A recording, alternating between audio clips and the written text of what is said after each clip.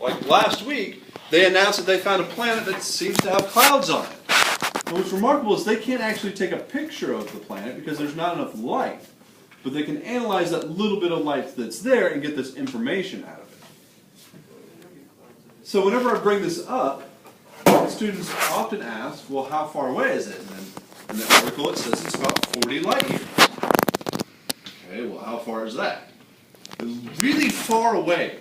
Because as we mentioned earlier, what was the speed of light? 3 times 10 to the 8th meters per second. If you were to travel that speed, you would encircle the Earth about 8 times in 1 second. Okay? So traveling at the speed of light, it would take you 40 years to get there. That's far. And so I always bring up the Voyager, or Voyager's probes. The reason why I bring up Voyager is because Voyager probes are the fastest man-made objects ever created, and they are the farthest away. Voyager 1 and Voyager 2 were both launched in 1977. Voyager 2, because of its route out of the solar system, is going faster than Voyager. So Voyager 1 is going faster than Voyager 2. Okay. They gained their speed by doing what's called a gravitational slingshot. And so basically what that is like Voyager 1 went around Jupiter and Saturn. So if this is Jupiter here, it made like it was either parabolic or hyperbolic trajectory when it came in. So you all know what like a thing looks like. It's a parabola. And so it came really close, and so the gravity sped it up and shot it out. So they're going really fast. That's why they're going so fast. They were launched in 1977, which means they've been traveling basically as an object of motion, staying in motion for over 30 years. All right? It's been almost 36 years at this point. And so the question is, how fast are they going? Well, Voyager 1 is traveling faster, and it's traveling about 38,000 miles per hour. 38,000 miles per hour. That's huge speed. But think about this. It's traveling at that speed. Now, not the whole time. I mean, it's sped up. And it says right now, it says that the distance Voyager 1 is from Earth is 19 trillion kilometers. Trillion? No, 19 billion kilometers, 19 trillion meters. That's really far. And then underneath that it says the distance in AU. It says 127 AU. AU is an astronomical unit. That's the average distance from the Earth to the Sun. Okay, so it's about 127 times the distance from the Earth to the Sun. And well, the reason why that's remarkable is that it's been traveling for over 37 years. Okay? And it's just 19 billion kilometers away. And it's traveling 38,000 miles per hour. Here's the thing. In August 2012, it reached interstellar space. And the interstellar space is determined where the sun's solar wind stops. Now, the solar wind is a bunch of charged particles. Remember, we've been talking about the sun today. It has all these charged particles. It's the plasma, and it's streaming off in all directions, just like the inverse square law. And so you'll get less of these charged particles as you move out from the sun.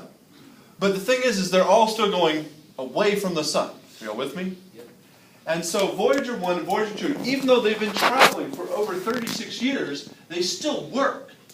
Okay, now they're not 100% working, but enough of the devices work. Basically, this is the cosmic ray device.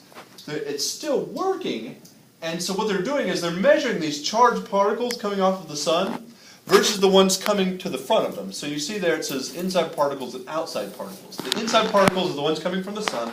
Outside particles are the ones coming from other stars. Okay? And so the other stars have been pretty consistent, about 1.5.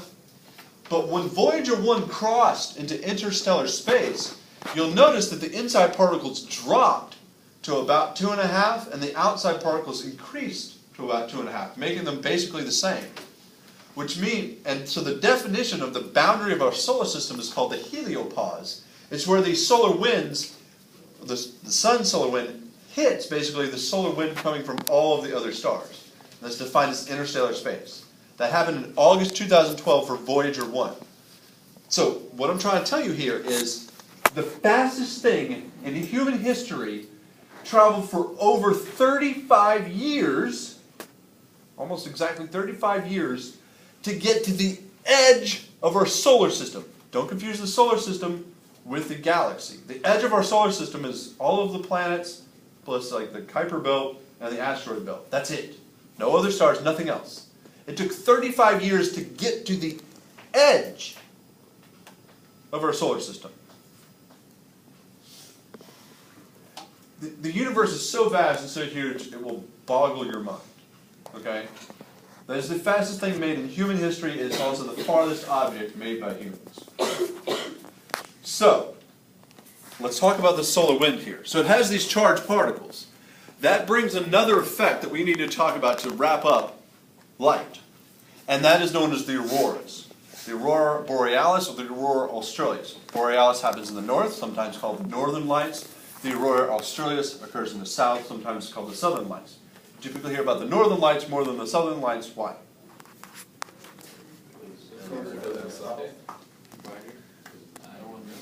Because most people live in the northern hemisphere because that's where most of the land is.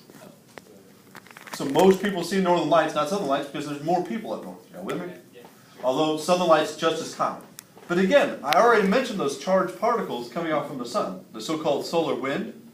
Those charged particles are coming and they're hitting the Earth. But here's the deal. Y'all remember electricity and magnetism? They're charged particles, right? Does a magnetic field affect a charged particle? Does the Earth have a magnetic field? Yes. And so when the charged particles hit what's called the magnetosphere, or a sphere of magnetic field around the Earth, they hit that and they follow it. Basically, they're instead of coming straight, they'll hit it and they'll curl along these magnetic field lines to where? Poles. The poles. And at the poles, those charged particles slam into the atmosphere, creating the auroras. And so if you see an aurora on any planet, like we've seen them on Saturn and Jupiter, we know for a fact, I mean we can measure it, but we know for a fact that those planets have magnetic fields because of the auroras. So let's take a look at this video of the auroras